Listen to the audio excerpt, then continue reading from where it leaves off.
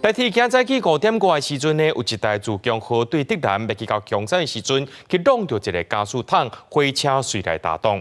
这有可能是早顿踮伫咧运山过程，无细力落落来，而且无去注意到。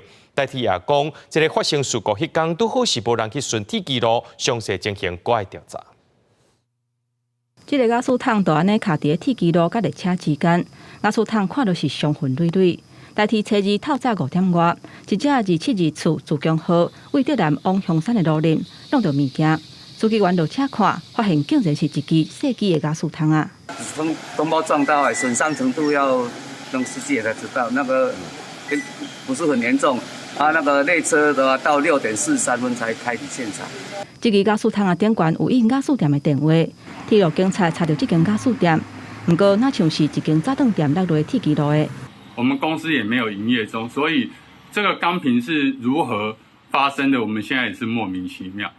然后推断可能是早餐业者不小心遗落的。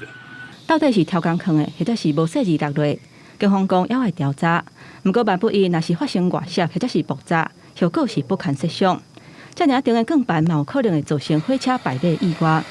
台铁产业工会认为讲，滨交道本身就是交通量真大的所在，无一定全部拢有安护栏或者是外物入侵的政策，所以若是遇到危险，要提早预告也是有困难。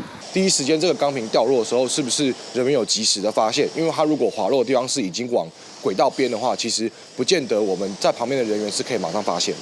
最近台铁发生 ATP 故障，宝丹站有旅客落月台甲车厢的空气意外，基隆站收到炸弹恐吓批。还有进前花莲的水牛走去铁记录，叫火车弄到，会当讲是风波不断。台铁讲更办落落迄一天，拄好无行路顺铁记录，咱若详细情形，目前还阁伫了解甲调查。